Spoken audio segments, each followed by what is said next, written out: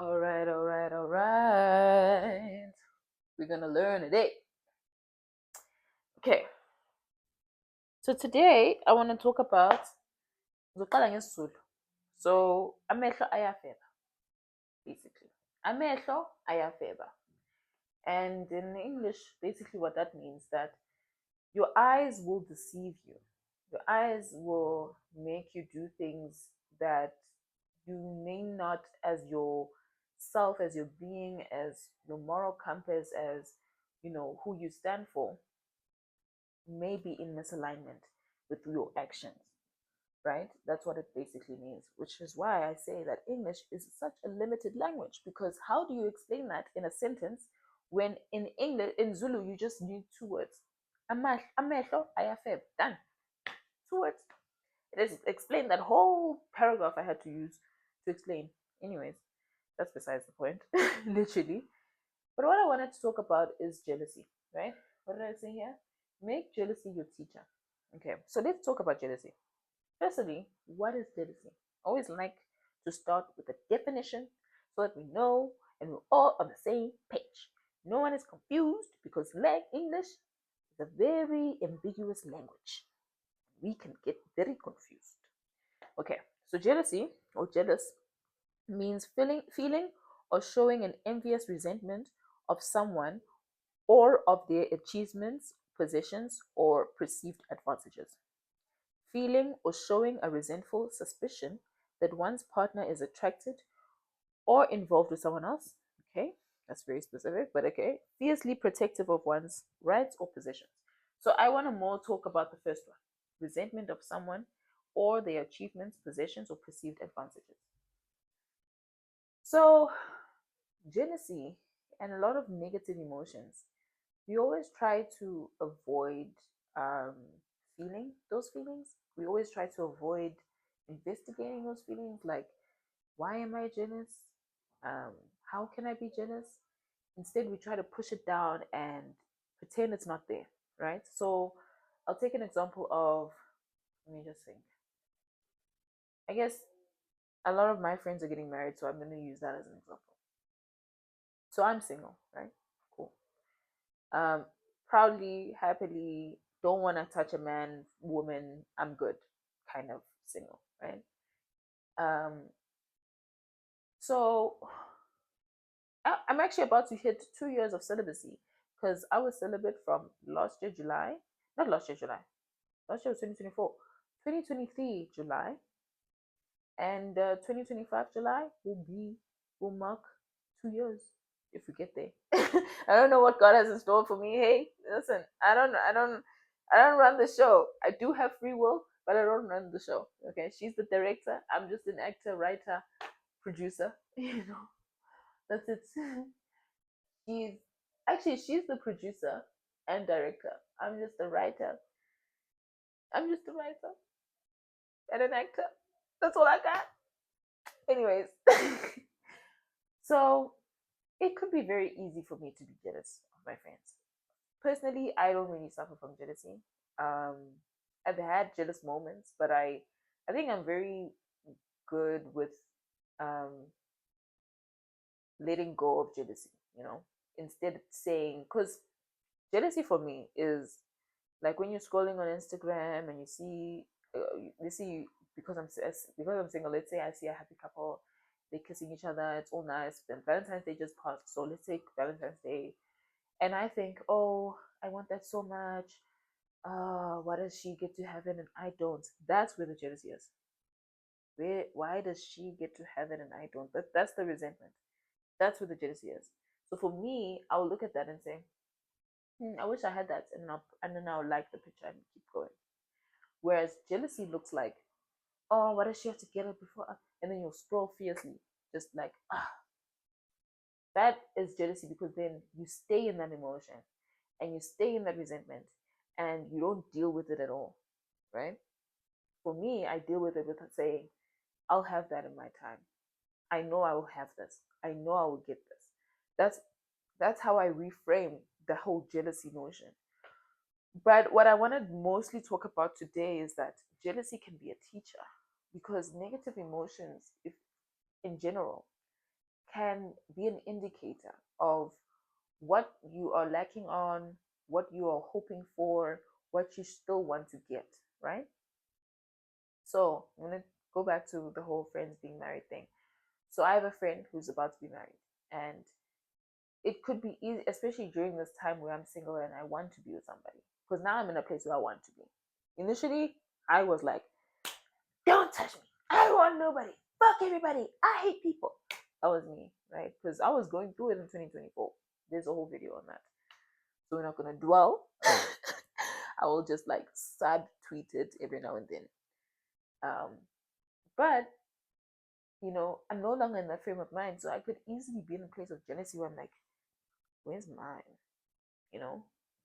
But instead of that, I'm like, this is beautiful. I want to be involved in this. I want to enjoy this. I'm so happy for her, because you can be jealous with the people around you. You don't have to just be jealous with strangers. You can be jealous with the people closest to you, your sister, your family, your brother, your sister, anyone, your friends, your husband, your spouse, whomever, your wife. You can be jealous of anybody. But what is important is not to shove that emotion away, like, oh, I don't want to feel that. I don't want to do that because I care about this person and I don't want to explore that emotion.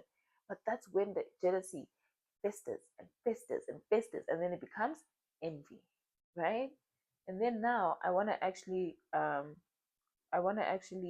Google what envy stands for or means. Okay, so envy is a feeling of discontent or resentful longing aroused by someone else's possessions, qualities, or lack. A desire to have a quality, position, or a desirable thing. So, the difference between jealousy and envy is energy. Envy will then be whenever your friend calls you, you're like, and she calls you about like the wedding problem, right? Oh, friend, I'm so stressed right now, can't deal with this, because weddings are stressful. And let's say your friend confides in you in that way, and then instead of you being like a genuine friend and saying like, okay, friend, what do you want to do, like like asking those probing questions and support like a friend would, you'd be like, oh, friend, you'll be fine. And then in the background, you are like livid, you are sabotaging a relationship because of this envy. Envy is an action where you will visibly show that you're not there to support, or your friend will then know, would say, okay, the way she responded doesn't make me feel good, so I probably won't tell her anymore about the wedding. That's how it will end up, being translated to the next person. So my thing is, instead of shoving the jealousy and letting it fester to the point of envy, instead of doing that, why not investigate? Why am I jealous? What makes me jealous about this moment, about this thing, about this position, about this person? What makes me jealous? And if you say that, okay, what makes you jealous actually is the fact that I want this. Okay, so if you want this, what are you going to do about it? Because it's not just about introspecting your emotions, it's also about energy, the action of how would you, because either way, when you're jealous, you're going to have two scenarios that are going to happen. Either you're going to solve the situation and say, um, I don't want to entertain this jealousy. So instead, I'm going to, proactively figure out why I'm jealous, find ways of getting my own thing of the same version because this is an indicator that I want this. You can either do that, or you can do the first thing that I said, which is envy, where you are then self sabotaging these relationships because you're so envious of the person. You have those two options. And the second one comes to you, right? Meaning, if you have jealousy sitting in your spirit, you will eventually self sabotage that relationship, whether you know it or not. The inverse of that is more proactive, where it's like, I have this jealousy, but I don't want to let it sit in me. I want to do something about it. So what do? Press like. I want that. So I will like this because I appreciate that someone else has it and I picture myself having it too. and I'm happy that person has it, and I want it for myself too. It's letting go of the jealousy and saying, I want it, but I'm not resentful that this person has it. That's the difference. The resentment part. Ooh, resentment. Let's Google what that means.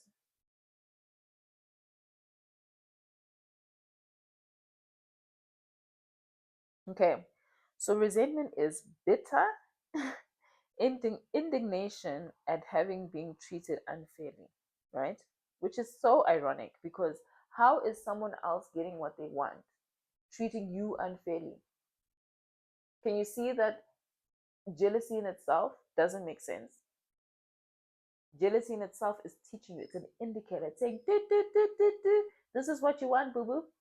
And then instead of you saying, okay, this is what I want, let me put it in the universe, let me enjoy that other people have it and see that people have it and picture myself having it, instead of seeing myself as unfair, seeing it as it being unfair that someone else has what I want. It's not unfair that someone else has what you want. You don't know what work they did to get it. You don't know what they had to sacrifice to have that thing. So why, in what world is it unfair for you? Do you see that jealousy in itself doesn't make sense? So it needs to be debunked. It needs to be investigated. That's why I say jealousy can be a teacher, but you need to investigate, get into the root cause. Why am I jealous? And you can even use, so there's this great technique called the the 5 whys. I don't know who coined it or who created it, but I've read a lot about it and we use it in business as well. The 5 whys to get to the root cause. That is what I would suggest if you're someone who is obviously not as equipped as what I've described in terms of how I handle jealousy. That would be the best thing I could suggest, is that the 5 whys. So, for example, you can go and see. Let me use the same example of my friend getting married. I can be like, okay, why am I jealous? Okay, because I want that. Why do I want that? Because I want to have a companion in life. Okay, why do I want to have a companion in life? Because I want to share my life with somebody and not feel like I'm alone in this world. Okay, why do you feel alone in this world? Because of my childhood trauma and my family. And you see, you keep going deeper and deeper and deeper to where is the root cause? Where is this coming from? And once you realize that in your mind, then you know it's got nothing to do with that person. So that person is not treating you unfairly in any way. So why would you act envious of that person or act out to that person as if they made you feel unfairly treated to the point where you resent them for having what they are owed, what they want? You don't know what they did to get there, right? So these things are so simple when you understand that you are supposed to feel all the feelings. You're a human being who's supposed to feel everything deeply, all the emotions, good and bad. The reason why you can't feel happy is because you've never felt truly sad, to the depths of despair. The reason why you can't feel excited and celebrate for your friend is because you haven't felt the jealousy and envy deep to its core. With every force, there's an equal and opposite force, just like Newton's law. So if you are not actively working towards either investigating these emotions and dealing with them, they are going to deal with you. They are going to deal with you because they are both energy. If you are not moving towards it, it's moving towards you. And if it moves towards you, that's when you react in a way that, and a behavior that is not what you intended. You see, when people say, "Oh, I didn't intend to hurt you that way," I hate that so much. Cut it out. Stop that shit. Don't say that. That is not an apology, because your intention means shit all. It means nothing. It means focal, right? Because I say that because your intention can initially be good. Oh, you want to be there for your friend, you want to do this and everything. But then your jealousy can overrule that intention. And now your intention is envious. Now what? Now you're going to apologize to your friend and say, "Listen, I'm sorry, that was not my intention to mess up your bridal shower or something." Right? It may not have been your intention, but you still hurt her. So don't invalidate the feeling of what you did. Just say what you did. "Listen, I hurt your feelings. I messed up your bridal shower. I shouldn't have done that. I'm sorry." That's it. Done. Your intention means nothing. because your intention is in here. Nobody knows what your intention looks like. You can't show them and say, hey, look, this is the intention that I meant.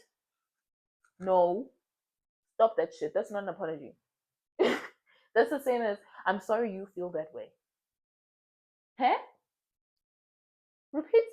I didn't hear that clearly. You sorry for what? My feelings. How are you sorry for what's inside me? You can only be sorry for your actions. So how about we acknowledge what you actually did and then be sorry for that, not how I feel. So yeah, that's how I feel about jealousy and any negative emotion, that you genuinely need to dig deep, go where it hurts, do the 5 whys and be like, why? So that you can get to the root cause and figure out that, oh, this has nothing to do with my friend. This is all me. I need to work on X, Y, and Z so that I'm better at this. So when I figured that out, so I had to learn it the hard way because when I was growing up, I I basically lived in my sister's shadow because I have an older sister, beautiful, light skin, 5'5", so she's like normal height. I'm actually tall as hell, dark.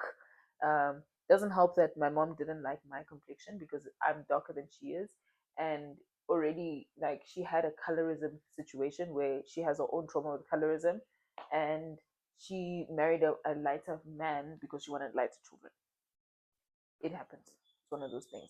One of those things that you haven't dealt with that has nothing to do with the people around you. So she treated me differently than my sister because I was darker.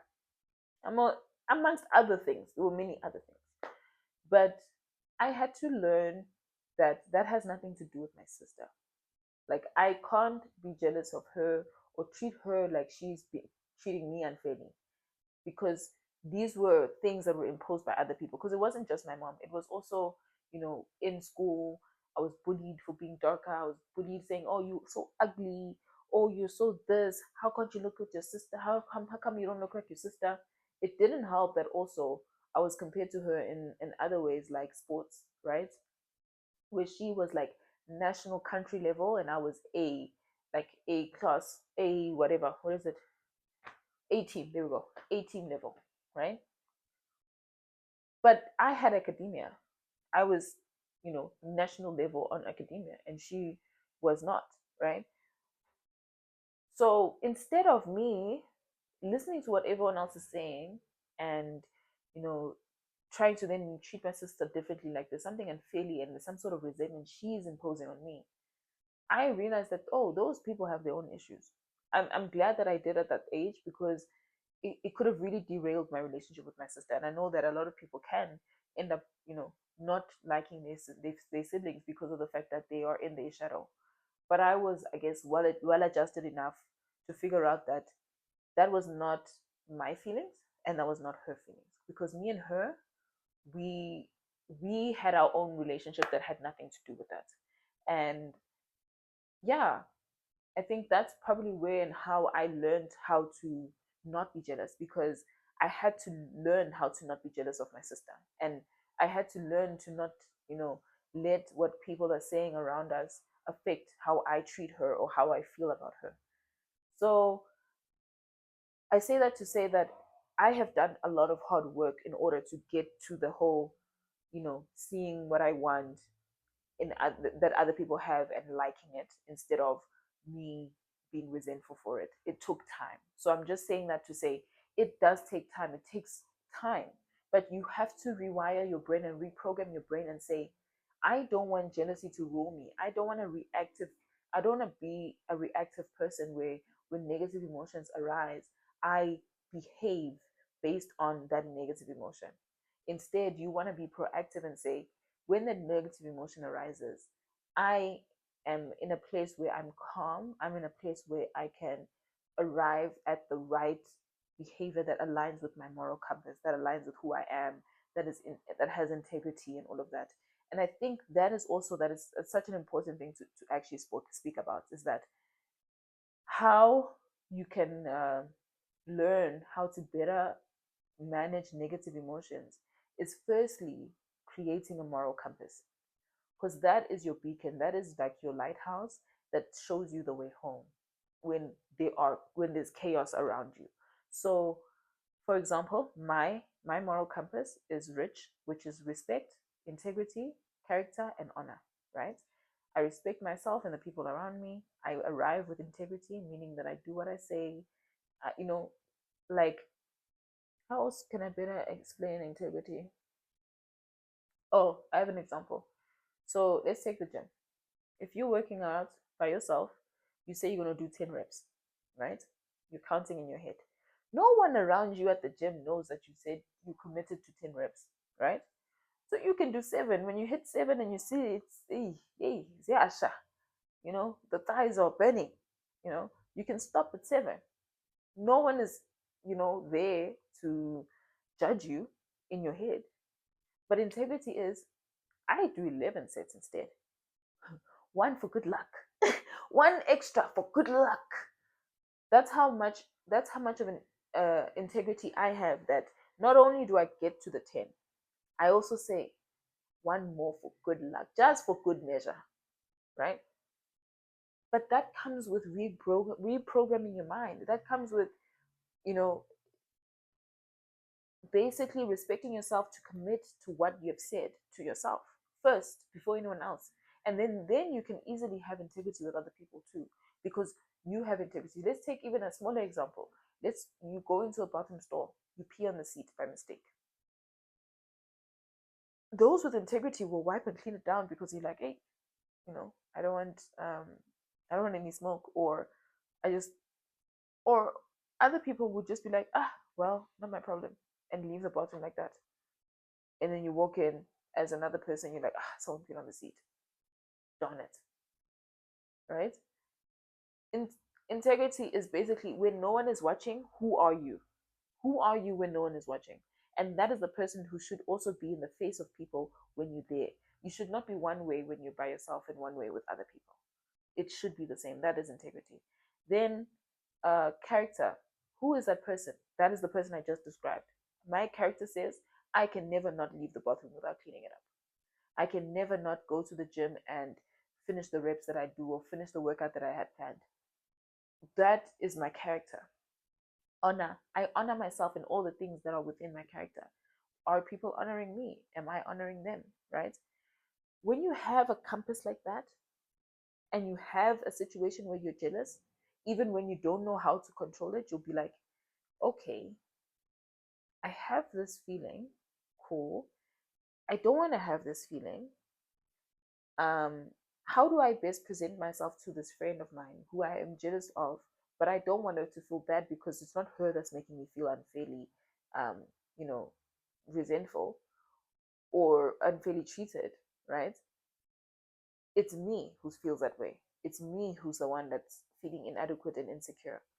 I remember, like throughout my life, there's some friends who have said to me that I make them feel inferior. They say I make them feel inferior. I'm like, okay, when I ask for examples, they don't have them, right? Strange, cool. And then, like, especially recently, because I say recently, but it was in 2022.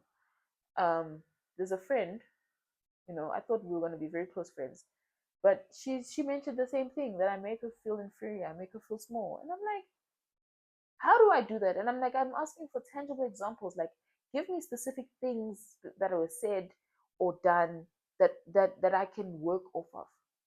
And then there's never anything, no tangible example.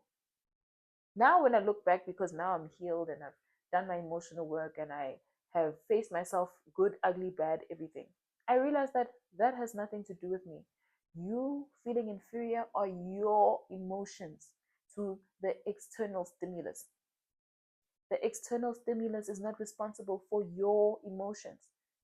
That's what's happening within you. So therefore, those friends should have looked deep within themselves and said, why does Lindela make me feel inferior? What about Lindela makes me inferior? Why, why, why, why, why, why? Then they would have arrived at their own root cause that had nothing to do with me, probably childhood trauma, or something about my spirit that makes them that challenge them to do better than what they are, and then that makes them feel inferior. All of those things. I'm not saying I'm not wrong, right? I'm not saying that I there's nothing that I've done. No, I'm not saying that. But within that, the fact that they couldn't give examples that were tangible says a lot, that a lot of it was happening in the background, which means if it's happening in your mind, how is that my responsibility? How is that my fault? Right? Same thing with jealousy. How is jealousy your friend's fault? It's not. It's you. Your own triggers, your own emotional things, insecurities. Why are you insecure? Insecure, inferior. That is in you, babes. You're the problem. You need to go within and figure out, why am I feeling inferior? Why does it? What about this person's spirit makes me feel inferior? But people are so busy trying to make other people walk eggshells around them that they don't want to do the internal work to figure out, why do I feel this way? Don't be that person. Use jealousy as a teacher. Use inferiority as a teacher. Use insecurity as a teacher. Because it's telling you something. It's literally telling you, this is where it hurts. Figure out why.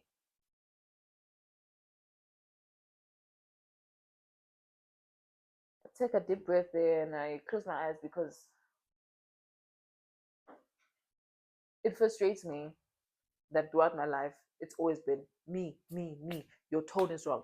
You make people inferior. You do. And I was like, if so many people are saying the same thing, I really must be the problem. Kandi, no! So many people are not doing the emotional work, babes. So many people are not doing their own emotional work. They are lazy, lazy human beings. But yeah, don't be a lazy human being. Use jealousy as a teacher. And trust me, it won't feel so destabilizing anymore. It will be like, oh, that's so sweet. She got, you know, a huge bouquet of roses on Valentine's Day, and she got a trip. Oh, I like that. That's something I'd like to do. It generally becomes that easy when you work and work and work with each thing. You constantly have to be working. People are so lazy to do the emotional work. It is tiresome. I know it is tiresome, but we have nothing but time. We literally have nothing but time on this earth. You have arrived. There is no other destination. This is it. And instead of trying to be so prim and proper and perfect, like the Ten Commandments tell you, that's not how you're supposed to be. A true human being and a true, like, and if you are made in the image of God, you should supposed to feel all the emotions. Don't deny and limit yourself of feeling. You are meant to feel it. If you are envious, if you are jealous, feel it. The reaction part is up to you. The reaction part is your will. You have free will. That is how you choose. Okay, I'm feeling insecure. I'm feeling jealous. How do I want to respond to this? That's when you decide. That is a decision. If you want to respond and you want to hurt your relationship, that's up to you too. If you want to respond and you want to instead encourage that person and congratulate that person because that's also what you want, you're more likely to get it, because that's the energy you're putting out. You're putting out that I like this for her and I want this for me. And I hope one day that, not even I hope, I know one day I'll have it. When you can reframe your mind to that, it makes it so much easier to deal with jealousy. Then you realize that, okay, jealousy is not something that can rule me and, you know, lost in my mind for days and days on end, to the point where it rules my personality and my behavior. You can't spend that much energy on things. You need to be spending most of the energy here, figuring out why. Why do I feel this way, and how do I better approach this, and how do I better behave with these emotions? Yeah, that's basically what emotional regulation is as well, because that's how you emotionally regulate. That's what it is. People, emotions. Funny enough, I read the other day in the book called "Let Them Theory" by Mel Robbins. She was talking about how an emotion stays in your mind or in your brain for like a minute and a half. 1 minute and a half. 90 seconds. That's how long an emotion lasts. But if you overthink and constantly, you know, simmer in that emotion, it can then last longer. And then it can then become a behavior, which can then become part of your personality. 1.5 minutes can end up becoming your whole personality. Now you're that person who's jealous of everyone, resentful of anyone, and you end up sabotaging your relationships because of that jealousy, because of 90 seconds. How ridiculous is that? 90 seconds. When you could have just sat in it, asked the whole why, made a decision on how you're going to arrive and how you're going to respond. You could literally do the why in those 90 seconds. In those 90 seconds, when you feel the jealousy, you can literally be like, why am I jealous? Why? Why? By the time the 90 seconds is done, you also know what the root cause is and you can proceed accordingly, which is not to hurt the person who you're jealous of, because that has nothing to do with them. Not to hurt the person that you feel inferior to, because that has nothing to do with them. Not to have a thingy react when you're feeling insecure, because that has nothing to do with the person. Yes, of course, there's instances where someone can say something and it triggers the insecurity. And sure, you can bring that up and say, hey, listen, I don't like it when you said this. That's fine. But also realize that it's not just them, it's you too. Because they could have said the same thing to someone else and that person is not offended. Why? Because you're the one that's insecure. That's the difference. So yeah, anyways, don't be lazy.